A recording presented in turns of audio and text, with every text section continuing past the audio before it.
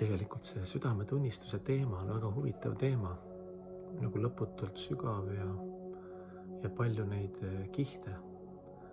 Et kui spekuleerida, filosofeerida või toetuda pühakirjadele, tarkadele meestele, et mis see siis südametunnistus on, et siin rinnapiirkonnas on kuskil, eks ju, atma, paramatma hing, ülihing ja hinge kirjeldatakse üks 1000 kiukse karvast, eks ju, kuigi ta on antimateriaalne, aga see, mis kehas laiali on, see on teadvus ja punased verelibled pidid viima seda teadvust kehasse laiali ja siis see närvisüsteem ja tunnetad kogu keha, aga siis see mina või see hing või see antimateriaalne igavene saatšita nanda täis teadmise õndsust ja igavikku on sul siin keskpunktis.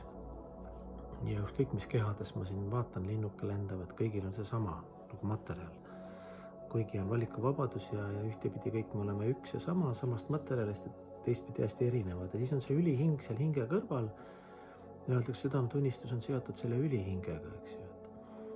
Et keegi koputab mingi hetk, et mingi nagu rahutus on või sa ei ole rahul või kogu elu mõttes sa ei ole rahul. Et võib-olla seal mingis mõttes on see nagu tänamatuse aspekt. Ise ma siin hommikul lugesin mantrat, siis tuli ka jälle üles hästi võimsalt see nagu kingitus või arusaam ka ülihingelt, et kõigepealt mõistmine, et kuidas see loodus ja Jumal ja kuidas ta võimaldab ja annab sulle kõiki aspekte, elu aspekte, eks ju, värvid, lõhnad, maitsed, muusika, laul, tants, hea suhtlus, vaimne informatsioon, nii palju võid loetleda ja see kogu aeg nagu voolab.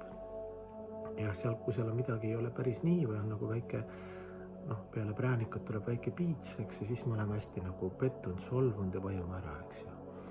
Kui väike õppemoment on, aga tegelikult 99% on meil tegelikult tuleb armulikust voolab ja halastust ja õnnistus ainult, eks ju. Aga see on nii sentimentaalne, me nagu ei saa aru, eks ju, me oleme niivõrd sellest kehalisest kontseptsioonist, mina, mulle, minu, hankara, ekspluateerimise meeleolus, et me ei saa aru, kuidas loodus nagu kogu aeg meid teenib või Jumal siis läbi oma energiate elementide ja tundemaailma.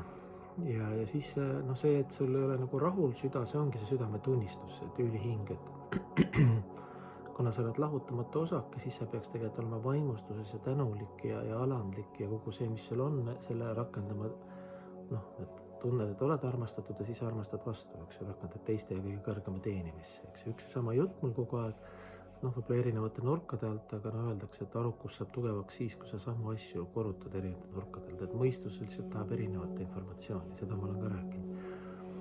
Et südametunnistus, mõnel võib-olla ta ei tööta, eks ju, et Jumal lubab ka valikuvabadusest see südametunnistus hästi tuimaks teha, ütleme, et kui sa palju või kaua aega teed mingeid valesi asju, siis võib-olla muutud tuimaks ja südametunnistus nagu nii ei toimi elama, aga ta ikkagi südametunnistus on paramatma ülihing, kes sulle näitab aeg-ajalt nagu või lükkab sind